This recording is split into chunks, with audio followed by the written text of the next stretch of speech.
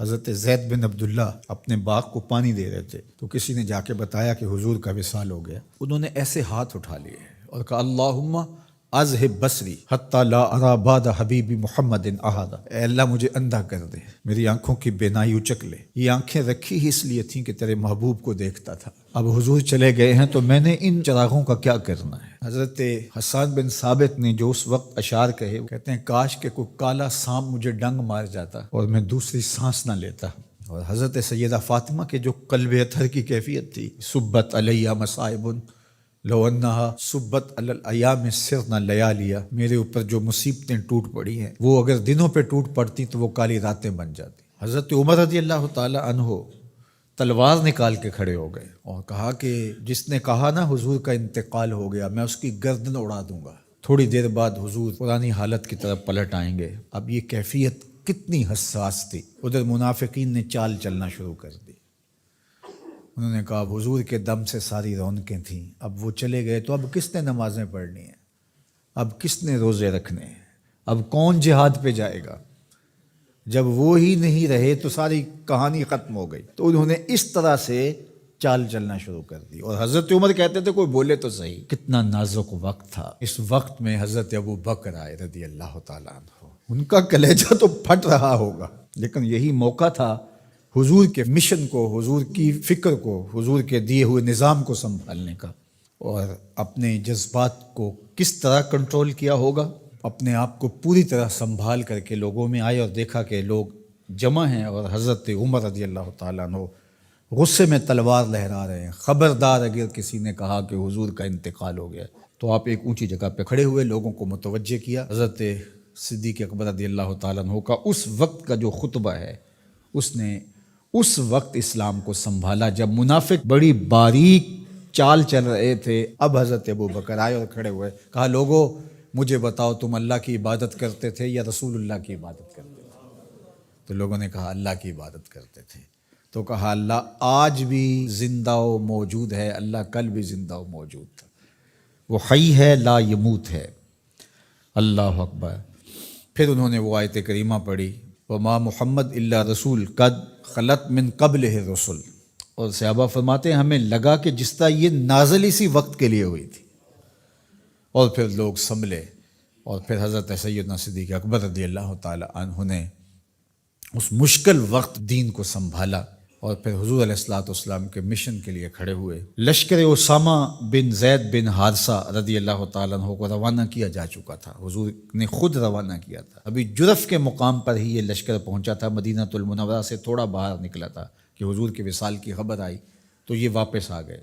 تو بعض صحابہ نے کہا کہ اب مدینہ المنورہ کے حالات وہ نہیں رہے، اطراف کے اندر قبائل سر اٹھا سکتے ہیں جو دبے ہوئے تھے، اب حضور کے وصال کی خبر پھیل گئی ہے تو کوئی مدینہ المنورہ پر حملہ نہ کر دے، اور بہترین جنگجو اس لشکر میں شامل ہیں، تو اگر حملہ ہو گیا تو پیچھے سے دفاع نہیں ہو پائے گا، تو لہٰذا اس لشکر کو حکمت یہ ہے کہ روک لیا جائے۔ حضرت صدیق اکبر رضی اللہ تعالیٰ عنہ نے کہا کہ نہیں، یہ حضور کا روانہ کردہ ہے، جا کے رہے گا۔ بلکہ آپ نے تاریخی جملہ کہا کہ اگر مجھے یقین ہو کہ جنگلوں سے جانور آ کے ہمارے جسم کی بوٹیاں بھی نوچ کے کھا جائیں گے، یہ لشکر پھر بھی روانہ ہوگا۔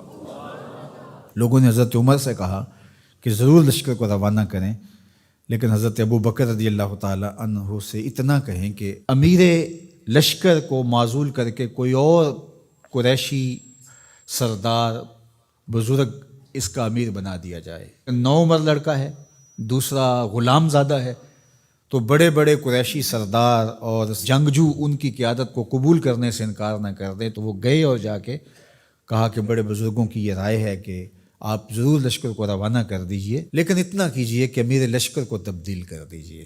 حضرت صدیق اکبر کے چہرے پر جلال آ گیا، اور آپ نے جو جملے کہے وہ اتنے سخت تھے، ثقلت امک یا ابن خطاب، اے خطاب کے بیٹے تیری ماں تجھ کو روئے۔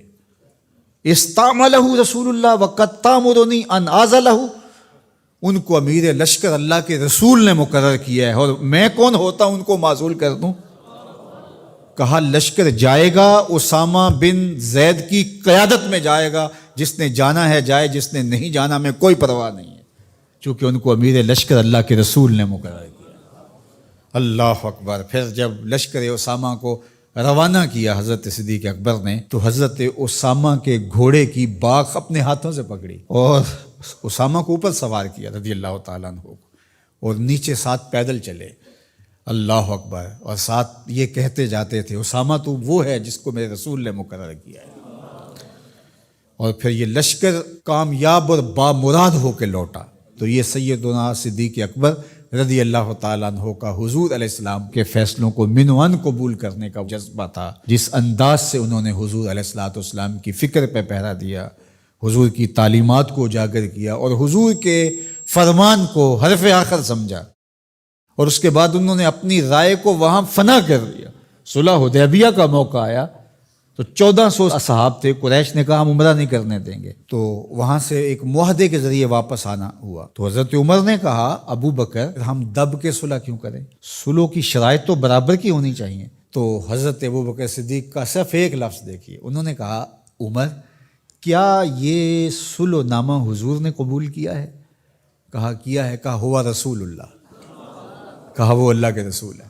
اللہ اکبر، کثرت صوم و صلات کی وجہ سے افضل نہیں ہے، بلکہ حضور کے لیے اطاعت و انقیاد، فرما برداری، اور حضور علیہ السلام کے لیے بس اپنے آپ کو قربان کر دینے کا وہ جذبہ، وہ آپ یہاں دیکھتے ہیں تو بدرجہ کمال آپ کو نظر آتا ہے۔ فرمایا کہ میں اللہ کے علاوہ اگر کسی کو خلیل بناتا تو وہ ابو بکر کو بناتا، لیکن میرا خلیل اللہ ہے۔ اللہ اکبر، امن الناس بر مولائے ما، کلیم اول سینائے ما، ہستیو کشت ملت راچو ابر، ثانیے اسنین و غار و بدر و قبر۔ دیکھیے کہاں کہاں حضور کی قربت۔ یہ شک ہووی تے چل مدینے، جے شک ہووی تے آ تک لے جوڑ مزاراں دا بنی